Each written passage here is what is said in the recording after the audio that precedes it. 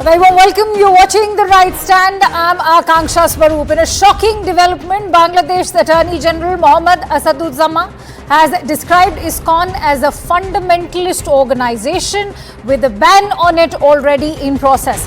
The lawyer has sought an order to the Bangladesh government to ban ISCON's operations and impose a state of emergency in Chattogram and Rangpur to avoid any further untoward incidents. The Attorney General reportedly told the High Court that someone was trying to destabilize the country. Now, this comes just a day after prominent ISCON leader Chinmoy Krishna Das Brahmachari was arrested on sedition charges and sent to prison. Chinmoy Das has been denied bail. Krishna's arrest sparked massive protests by community members in various locations, including the capital Dhaka and the port city of Chattogram, not to forget the attacks on Hindu minorities. Chinmoy Das's arrest has also ignited a diplomatic row between New Delhi and Dhaka, with New Delhi sharing its deep concern over several documented cases of attacks on minorities. The Bangladesh Foreign Ministry has come up with a hard-hitting rebuttal that says that the MEA statement was contrary to the spirit of friendship and understanding between the two neighbouring countries on a matter that is concerning the internal affairs of Bangladesh. And that raises the big question, is the persecution of Hindus of Bangladesh an internal matter? This when Bangladeshi Hindus themselves are calling for help from India and the United States. Not to forget the fact, does it even merit a ban on ISCON, which is a peace-loving organization? And with that, we have some breaking inputs in fact coming in right now. All right, top government sources are telling CNN News 18 that Foreign Secretary is likely to brief a parliamentary panel on the update in Bangladesh. This will happen on 11th of December is what we are learning, and on 4th of December, the panel will be briefed on the situation of India, Canada and the United States relations. Remember, these are two burgeoning diplomatic issues for New Delhi at the moment. Let's quickly go across to Payal Mehta, who's bringing us those breaking inputs. Payal, what are you learning and what can we expect now after that briefing, the role that India is playing, especially in Bangladesh? Well, of course, this committee is being led by former External Affairs Minister Mr. Shashi Tharoor. The committee has decided that they will be discussing the issues concerning India's neighborhood and, of course, the other nations that India needs to explore other possibilities in terms of explaining their relationship with as well. And that is something which is going to happen. But very importantly, whatever will be briefed to the committee by the Foreign Secretary will just be for their own knowledge, will be for their knowledge. It will not become a part of any report. So that's something which is very, very important. In the past also, we saw them discuss the Israel war situation, but a report was not submitted before Parliament. And Dr. Shashi Tharoor was very, very categorical in telling all the MPs to keep the facts to themselves, because these are external issues that can actually impact India as a nation as well. So that's the reason the parliamentary panel will be briefed, but no report will be submitted. So obviously the Foreign Secretary on next Wednesday will come and brief the panel on the India, US and Canada relationships, and most importantly after that on the India-Bangladesh relationship on this 11th of December, Akanksha. All right. Many thanks to you, Payal, for bringing us those quick inputs. We'll, of course, be awaiting what comes out of that briefing on 11th of December. And with that, let's also talk about Dhaka's anti-Hindu prejudice, which has, in fact, become imminent in the last few days. Jamaat is convinced that only ISCON can change the momentum in Bangladesh now, hence the move to ban ISCON after jailing the voice of Hindus, which is Chinmoy Krishna Das. Dhaka has refused to take action on perpetrators of vandalism on Hindu temples, but jails ISCON leader Chinmoy Krishna Das. A writ petition was filed in the Bangladesh High Court demanding a ban on ISCON, a Hindu religious organization that in fact only preaches the Bhagavad Gita. Attorney General has now called ISCON a religious fundamentalist organization. This when the perpetrators of violence of mob fury are still at large. Bangladesh is mulling a ban on ISCON, but let's see what the organization in fact stands for. Is also known as the Hare Krishna movement. It includes 500 major centers, temples, rural communities, nearly 100 affiliated vegetarian restaurants, thousands of namahatas or local meeting groups, monotheistic tradition within the Vedic or Hindu culture that's based on the Sanskrit texts of Bhagavad Gita and the Bhagavad Puran or Srimad Bhagavatam. Now, ISCON devotees chant God's names in the form of the Maha Mantra or the Great Prayer for deliverance. Members of ISCON practice Bhakti Yoga in their homes and worship in temples. It promotes Bhakti Yoga or Krishna Consciousness. through festivals, the performing arts, yoga, seminars, public chanting, and the distribution of the society's literatures. And what are the purposes of ISKCON? It is to systematically propagate spiritual knowledge to society at large, to propagate a higher consciousness of Krishna as it is revealed in the Bhagavad Gita and Srimad Bhagavatam, to bring the members of the society together, to teach and encourage the Sankirtan movement, to bring the members closer together for the purpose of teaching a simpler and more natural way of life. Now, CNN News 18 has also accessed inside track of developments in Dhaka. It's a CNN News 18 mega exclusive that we are bringing to you. That's also shared by our security affairs expert and investigations editor, Mr. Manoj Kumar Gupta. And this is talking about how radicals are in fact running amok and why ISKCON is also being targeted in the neighboring nation. Intel sources are telling CNN News 18, in fact, they've confirmed that radicals are compelling the Yunus government to stay silent on attacks against Hindus and temples. Who's doing so? Well, we all know it's an open secret, the BNP and the Jamaat. Several compulsions are forcing Yunus to let the radicals have a free run. Compulsion number 1, Yunus wants his interests to be maintained economically and politically. The second compulsion being the serious allegations that Muhammad Yunus was compelled to keep Jamaat-e-Islami members around him due to political pressure. The third compulsion is that Yunus is also keeping Jamaat around because they have significant influence within Bangladesh. And the fourth compulsion, sources say that Yunus is forced to keep a good relationship with Jamaat-e-Islami to ensure the smooth operation of Grameen Bank and its activities in rural Bangladesh. The fifth compulsion, Jamaat-e-Islami has a strong presence in several rural areas, and Yunus may have felt that it was necessary to engage with them to avoid any potential backlash. And with that, let me now open the floor to our guests. Let me introduce our esteemed panelists. I'm joined in by Siddharth Yadav, who's the spokesperson for the Bharatiya Janata Party, Rahul Ishwar, who's an activist, Professor Chandan Sarkar, who's a human rights activist and directly involved in this entire movement. I'm in fact also joined in by Sushant Sareen, who's a senior fellow at ORF. In fact, let me quickly begin with Professor Chandan Sarkar. Professor, first of all, what explains calling for a ban on a peace-loving organization like ISKCON, which is in fact globally renowned for its teachings of the Bhagavad Gita, for in fact preaching to its followers to keep a more spiritual lifestyle? What is so terrorist about it?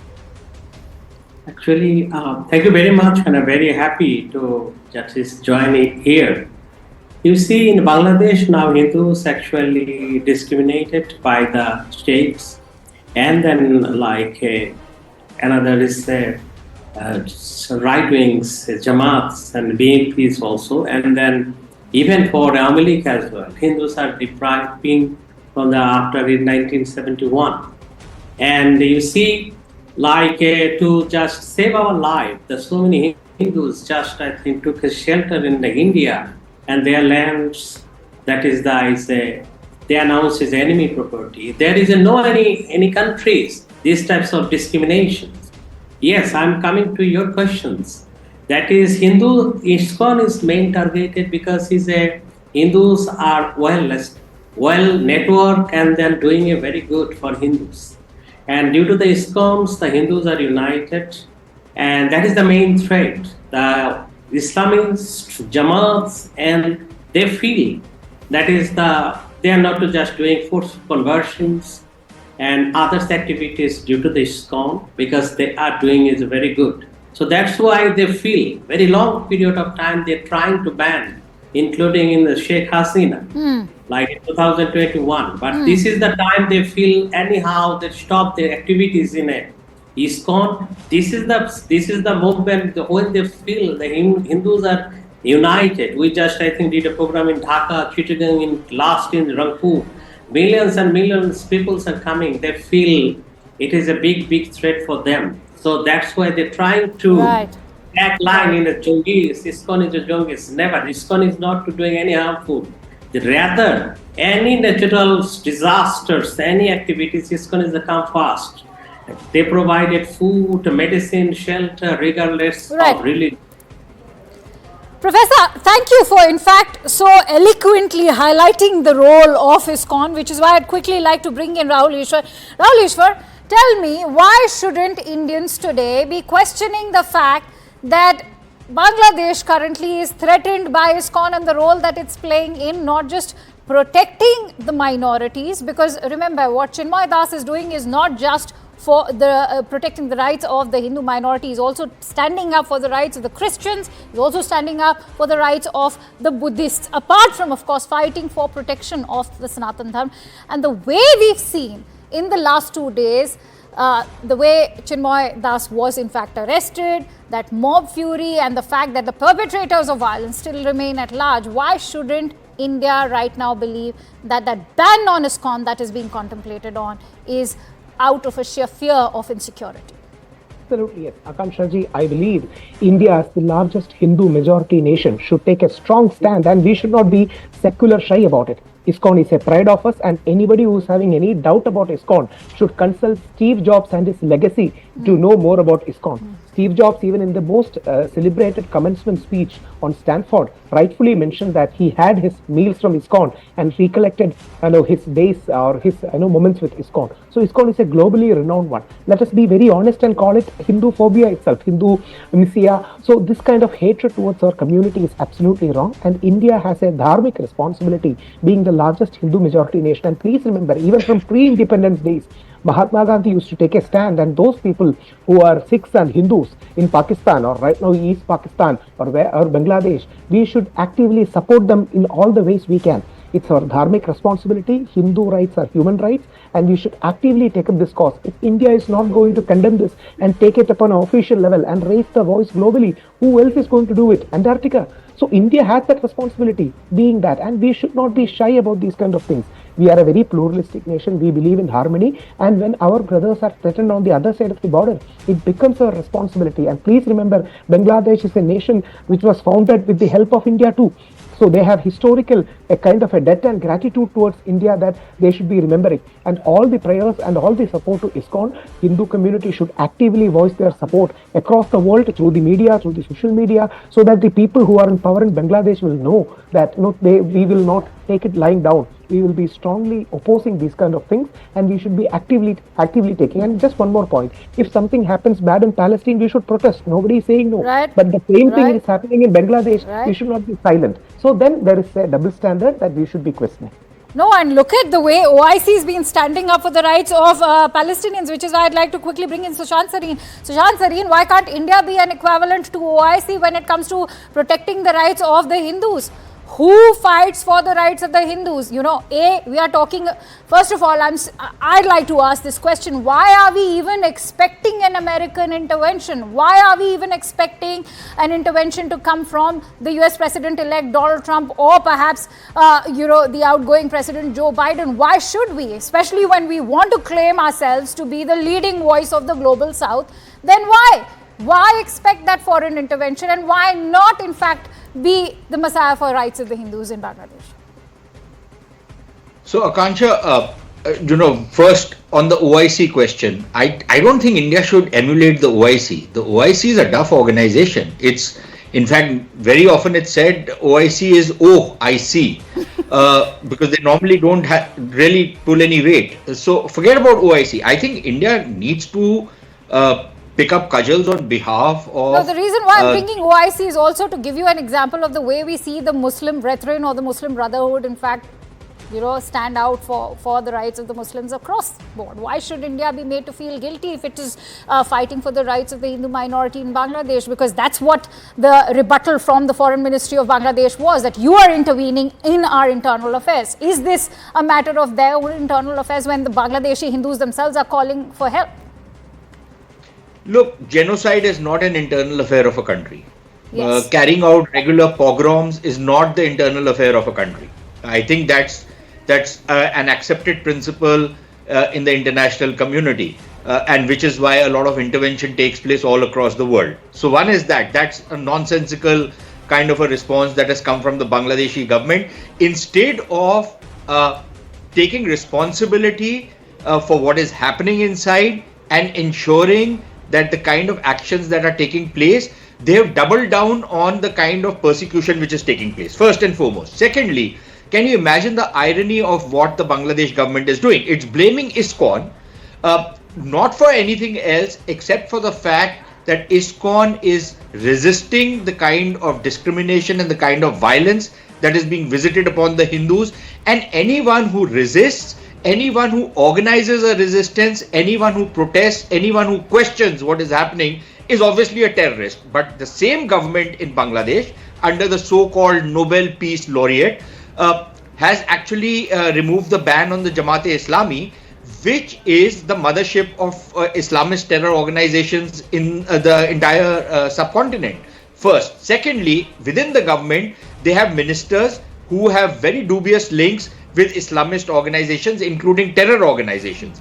And thirdly, they have also ministers and members of the government who have been involved in all kinds of dubious activities in past regimes. So this is the record of the Bangladesh government. But on the other substantive question, Akansha, that you raised, I completely agree with you. I think the government of India is abdicating its responsibility by looking at the West, at the United States or at the UK or the European Union to interfere in this matter. This is our problem.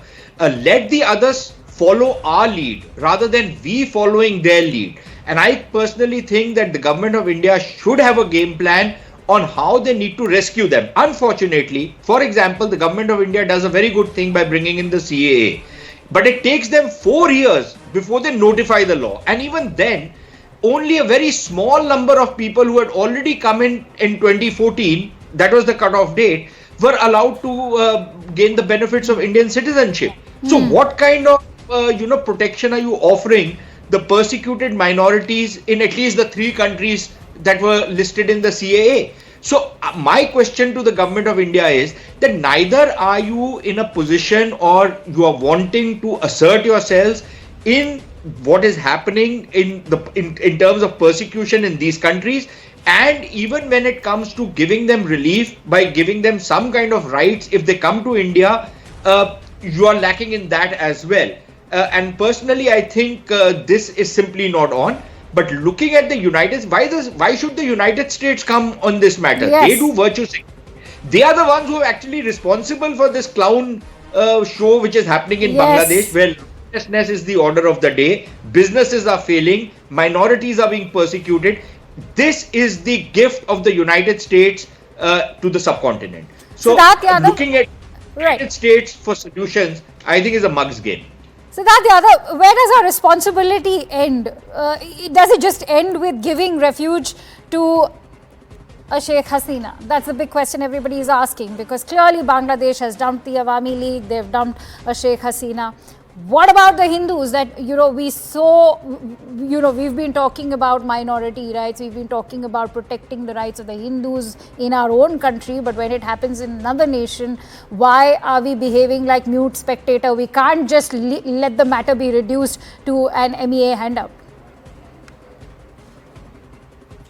No, Akansha, I would not agree with that. The government in Delhi is definitely not acting as a mute spectator, because we have seen it is this government which has, in the strictest of language, opposed what has happened in Bangladesh.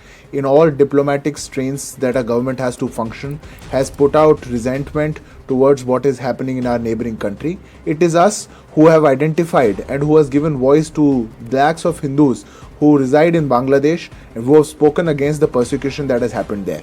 The statement of the Ministry of External Affairs is very clear in itself. Definitely it would bother, our neighboring nation or probably even others in the Western world. But we are very clear that since we are keeping a note of whatever developments are happening in the neighborhood, the government of India is ready for any actions. For how long are we keeping a note? It's been happening since August, and we are only seeing this diplomatic rhetoric being exchanged between both the countries. And soon after we had Mohammed Yunus in fact take over as the interim advisor, there was a phone call which was a very civil and cordial one. Prime Minister Modi conveyed that message, but what is being done on ground level? Are there any refugee camps which we had set up for Rohingya Muslims, but what about those persecuted Hindus? Akansha, I'm sure you would appreciate that any country, given the situation that we are in today, any government has some restrictions that they have to work with. Not everything can be spoken on national television. Not all that might be happening can be spoken by spokespersons. But all of us know the intent of the government in Delhi. All of us know that this is the one government in Delhi, probably one political party which is leading the government, which can actually and which actually cares about the issue that is going on in Bangladesh. Because we have also seen the opposition in this country who is not even bothered to comment on the issue. Probably they are more bothered to say what happens in Gaza, but there's nothing to say for Bangladesh. But leaving that aside, I think not everything can be spoken on national television, but the facts itself, what has happened in the past. We are the only country which has given refuge to Sheikh Hasina. We are the country which are trying for things to get normalized in Bangladesh. The kind of regime change that has happened there. Now, I'm sure you would appreciate in such a situation, any sovereign country, we can't be bombing Bangladesh. We can't be sending out missiles. It is a diplomatic channel, and also few things that happen on different levels that not all can be discussed.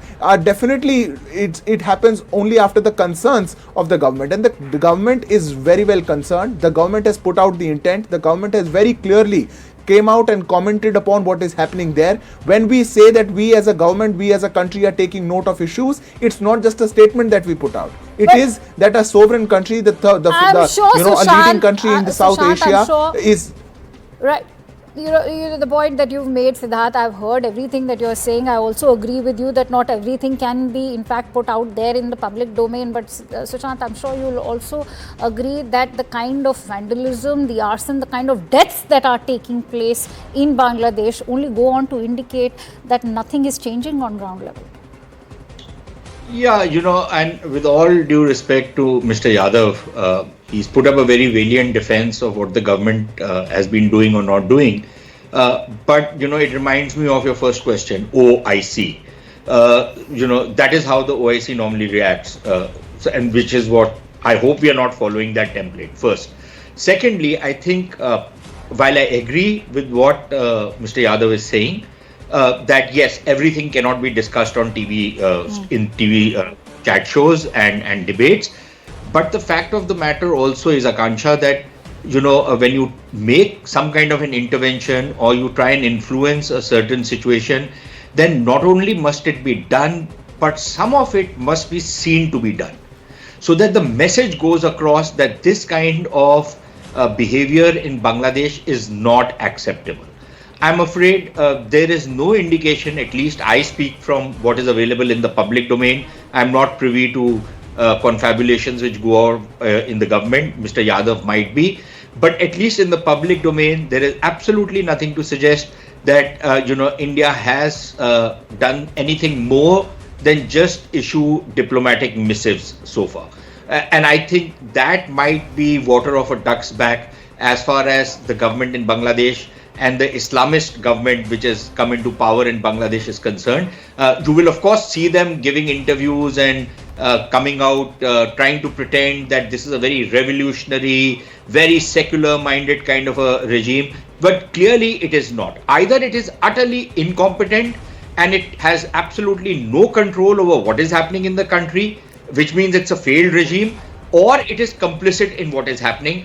I think it is a bit of both. It absolutely is complicit. I'm sure Professor Sarkar would agree, Professor Sarkar, because if it was such a democratic-minded government, you wouldn't see the way the Hindu temples, 3 just last night, have been torched down. Not to forget the fact that you have banned the student wing of the Awami League, but when it comes to your own government, you are giving a free hand to students who are becoming part of the mob fury on streets. You see, like what actually we're telling is secularism and democracy. No, the total absent. And in few days before, you see, our Attorney General, he told clearly the secularism, there is no room in the secularism. 90% in this countries in Bangladesh.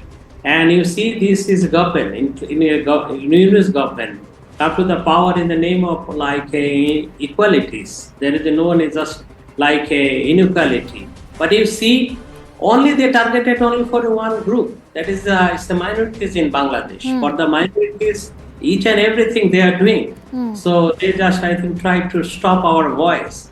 And so if we just, I think, raise our voice to do, I think they always. And that's why quickly I'd like to end with Rahul Ishwar's thoughts.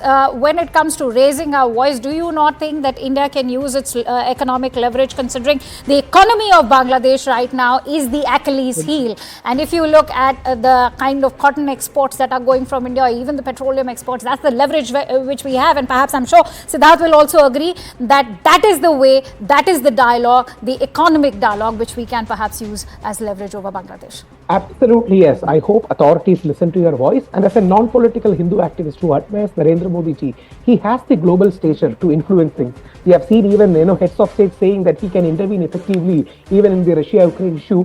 Narendra Modi ji should actively use his leverage. Perhaps, like Siddharth said, he might be doing it. We don't know. But at least on public domain, just like Sushant sir said, it needs to be seen to be done because people needs to be reassured. Otherwise, it may even lead to some kind of heartburns and some kind of disharmony in India too, because there are two major communities in India too. There can be different ramifications. So we have to take care, and India has to bother. And we should be proudly and loudly saying India, being the largest Hindu majority nation, has an ethical responsibility for our Bangladeshi brothers. Right. If Mahatma Gandhi can say it, we should definitely say it. Especially if India has to go and attend and tom-tom its status as the leading voice of the global south, it's high time that it speaks up for the minorities. And who speaks for the Bangladeshi Hindus is the big question that I'll leave our audiences with, the food for thought. Thank you so much, gentlemen, for joining in on The Right Stand. And with that, we slip into a quick break, but there's been a brutal crackdown on peaceful protesters in Pakistan. We have exclusive videos only on CNN News 18. We'll bring you all that and a lot more. Stay tuned to The Right Stand.